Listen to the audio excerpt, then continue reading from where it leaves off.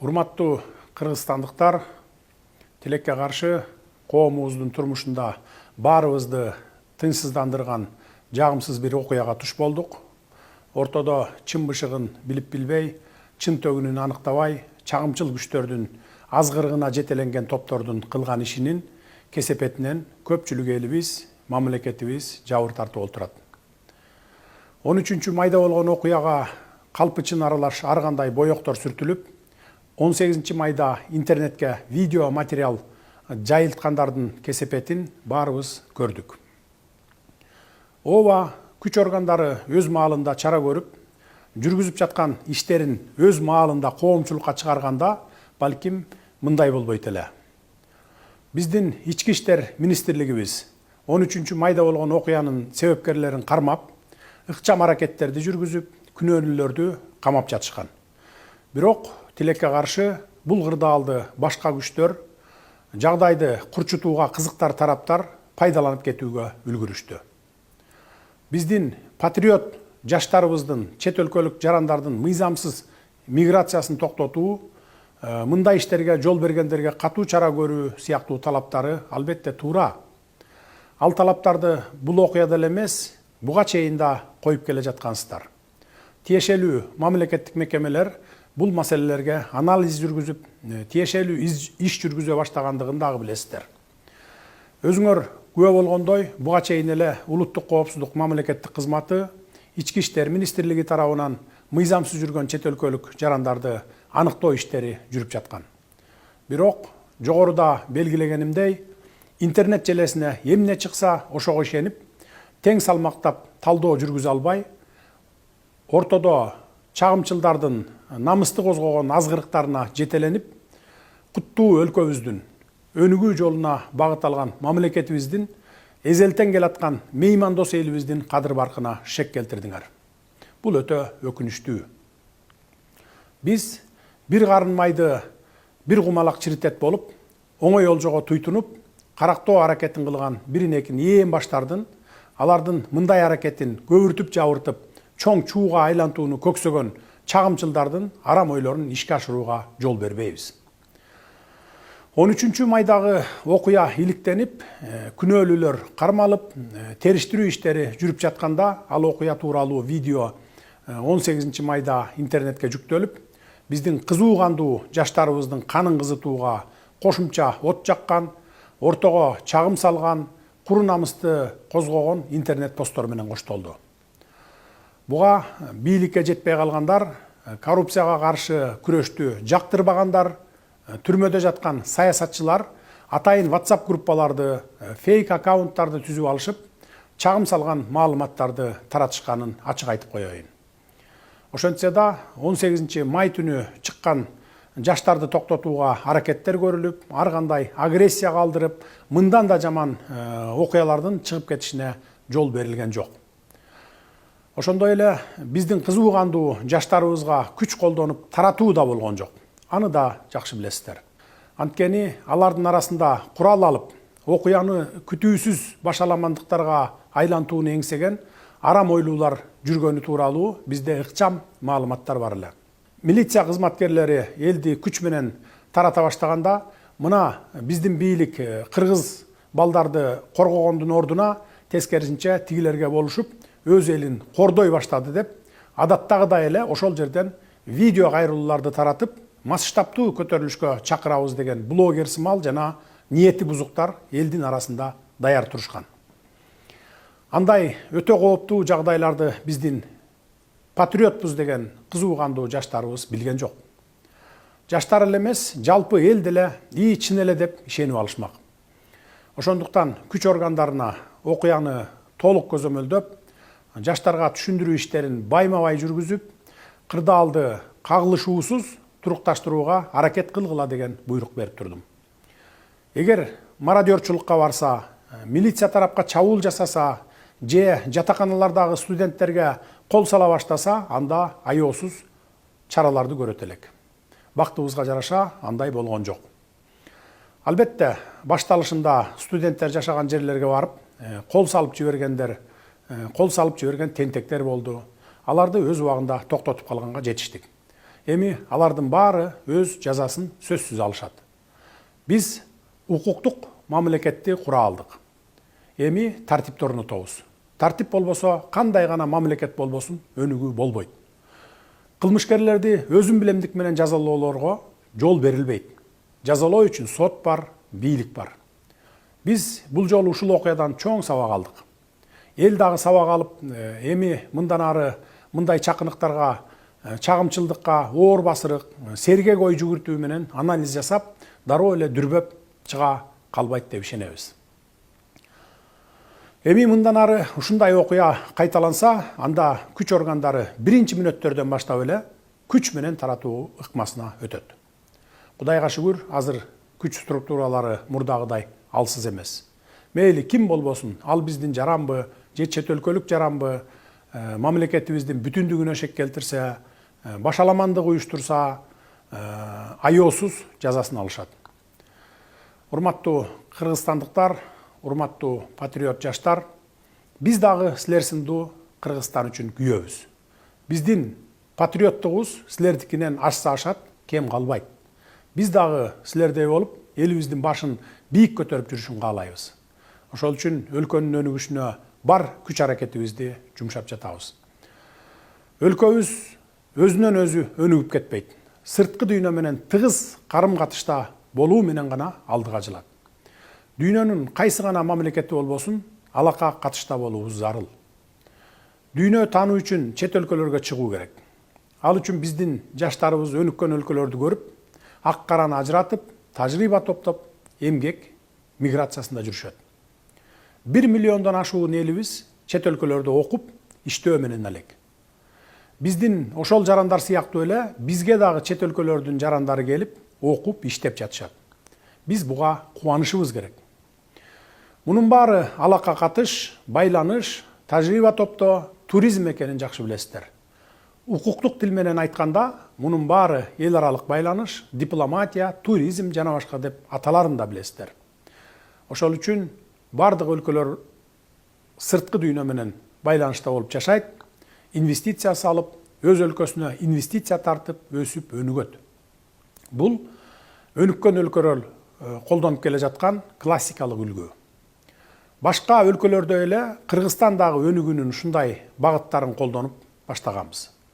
Бул жаатта өзүңүздөр деле багыт берип, туризм менен өнүгөлү деп көптөгөн алгылыктуу сунуш пикирлерди айтып келе жатасыздар. Керемет жерлерибиз бар, ошолорго туристтерди тарталы, келсин, көрсүн, башкалардан эмнебиз кем деп келесиздер. Туризм тармагынан эле өлкөбүзгө мынча пайда түшөт экен деп өзүңүздөр эсеп чотунда айтып берип келатасыздар. Башка өлкөлөр өз өлкөсүнө туристтерди келтире албай убара. Ал эми биз келген ырыскыбызды тээп аткандайбыз. Башка маселе, эгер бизге келген туристтер маданиятсыз болсо, акырын айтып тарбияга салалы. Бул эми бир эле мисал айта берсем сөз көп. Биздин балдарыбыз да чет жерде жүрүшөт. Адам үйүнөн 40 кадам узагандан кийин мусапыр деп коет. Мен буларды айтып жатканымдын себеби ошол сырт дүйнө менен болгон мамилебизди, жаңыдан жанданып келаткан инвестиция, туризм тармагына эч болбосо меймандостук салтыбызга шек келтирбесек дегеним. Эң жок дегенде сыртта жүргөн уул кыздарыбыз дагы ушундай мамилеге учурап калуу мүмкүн экенин эсибизден чыгарбашыбыз керек. Муну жети өлчөп, бир кесип, туура ой жүгүртө алган жарандарыбыздын баары айтып жатышат.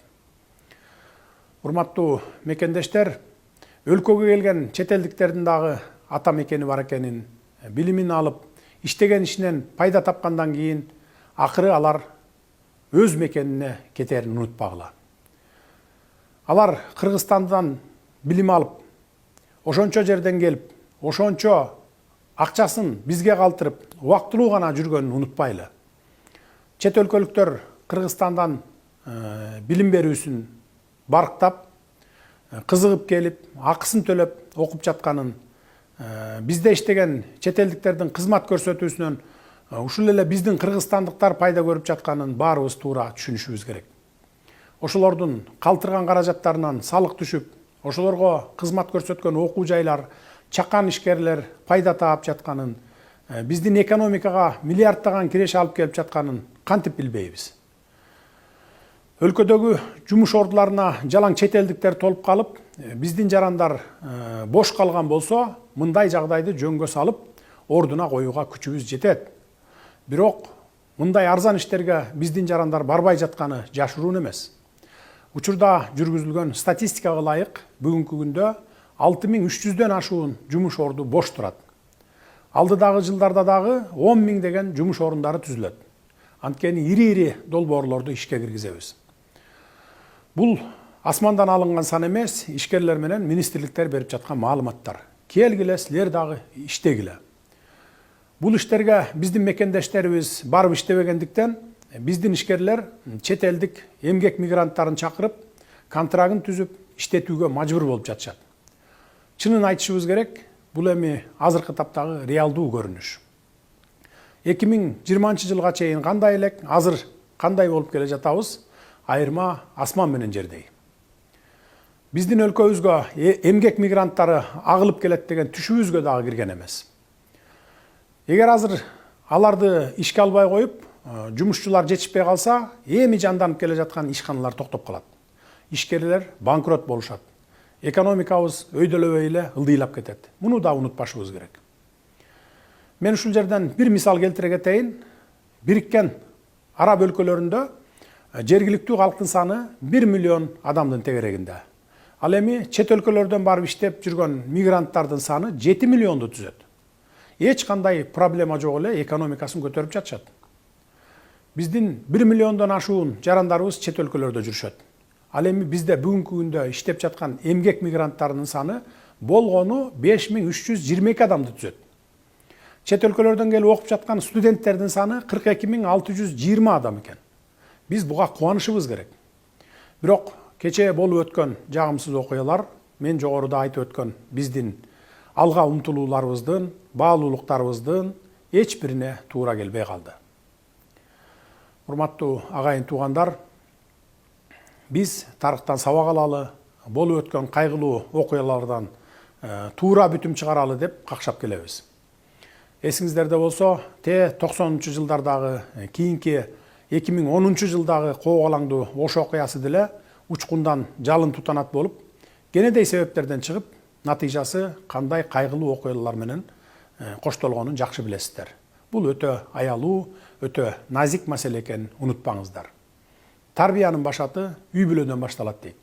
Ар кимибиз уул кыздарыбызга ээлик кылалы, акыл айтып туралы.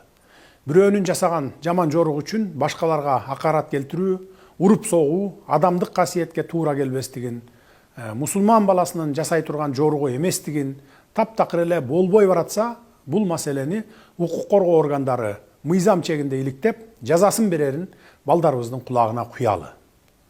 Жаштыкка алдырып, сүрмө топтун арасына кошулуп калып, тагдырына балта чабылып калбашына ата-энелер сиздер да кам көрүңүздөр.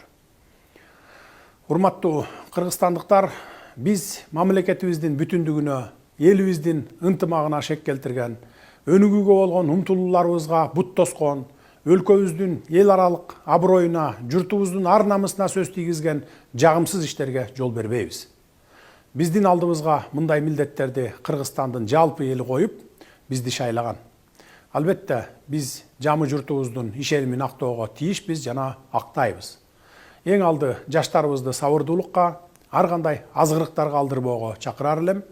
Ал эми кызуу кандуу жаштарыбызды колдонуп, алардын ар намысын козгоо менен көпчүлүк массаны көчөгө алып чыгып, кечегидей окуяларды чыгарып, арам ойлорун ишке ашырам дегендерге катуу чаралар көрүнөт.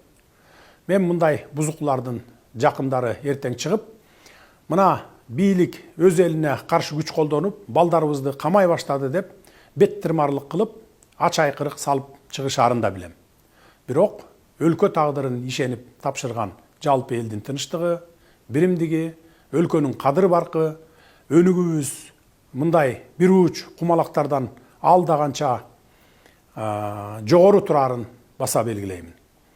Биз өлкөнү укуктук талаага алып келүү менен өнүктүрүүгө ант беребиз. Акыйкаттыктын алдында, адилеттүүлүктүн алдында, улуттук мыйзамдардын алдында баарыбыз бирдейбиз. Бириңерди өйдө, бириңерди төмөн көрүүгө акыбыз да жок. Муну ата мекенибизге келген меймандарыбыз да жакшы билишет, жакшы түшүнүшөт. бийлик эмне үчүн көчөгө чыккан элди биринчи мүнөттөрдө эле күч менен таркатпады, жаңжалды биринчи баштап күнөөлүү болсо да өз жарандарын колдоду деген күмөн санооңор бар экенин да билебиз. Эмне себептен күч колдонулбагандыгын мен жогоруда айтып өттүм.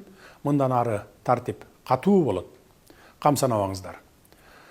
Урматтуу кыргызстандыктар, ылайым мамлекетибизде тынччылык, ынтымак өнүгүү болсун.